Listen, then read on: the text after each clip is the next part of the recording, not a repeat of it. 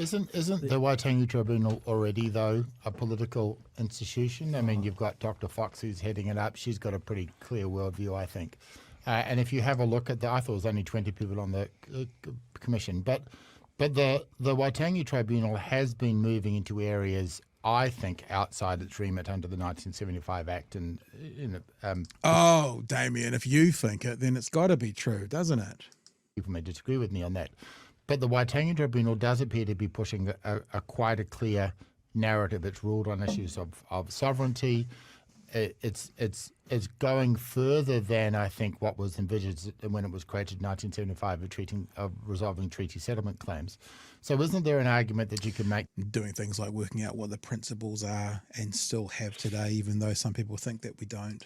That the Waitangi Tribunal has already moved into the area, has already become a political institution. And I would argue that as a result of that, it's losing some of its mana and its credibility. You can argue that, Damien, but there are two issues with it. One is that the appointment of Prebble, whatever you might think of him, what he might bring to it, it is completely different to any of the other appointments that are on that body. There are no other, long-term political biffo guys who have been appointed onto that body.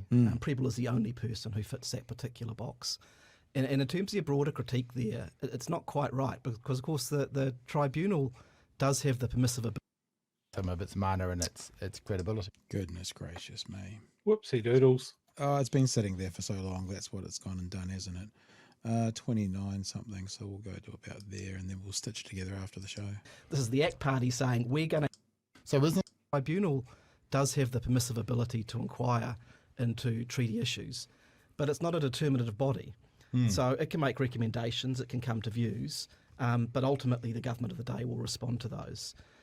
How would you fix that? How would you limit it? You'd have to, by some way in statute, say you can't look at this kind of stuff, and I think that would be a dangerous path to go down. Look, the thing that's notable about this appointment is it's not, in name it's Tama Potaka's appointment, but no one seriously thinks that Tama Potaka looked at the list of possible people and chose Richard Prebble.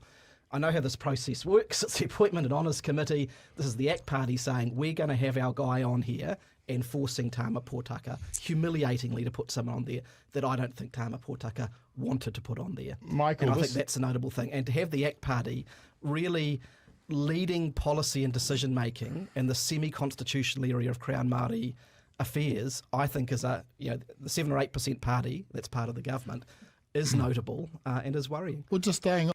There you go. I think it's a really interesting point. How the hell did Richard Prebble get on there if it wasn't for the ACT Party twisting the arm of Tama Potaka? And you might find that Tama Potaka is one of these people who you have to wait for him to leave politics before you ask him with all sincerity, what did you think about that decision? Because, yeah, it feels it's an interesting yet scary perspective, Chewy. Yeah. Like, if they wanted to put one of their own team on the Waitangi Tribunal, they could have put Chris Finlayson on there. Yeah. Like, literally, I don't think anybody would have a problem with that. Like, his team blew. Unless they sort of didn't approve of what Chris Finlayson got done while he was there. Yeah. Maybe. Yeah, absolutely. But, like, if they were playing fair and they wanted to put one of their own guys on there, like, would anybody have a problem with him? One of the most successful treaty ministers that there's been. Yeah. And he's a national guy. And he's all blue. But he's been very, very critical of this government, of his own party's handling of Māori. And that's why he's not on there. So we get Richard fucking Prebble. Has anybody gone, Richard Prebble is definitely a learned scholar on the treaty? I don't know why Damien Grant still talks about the treaty. Like, he's put in no work to try and understand it. He's just hitting the same points and just getting murdered every time he does. Yeah. It's not his wheelhouse.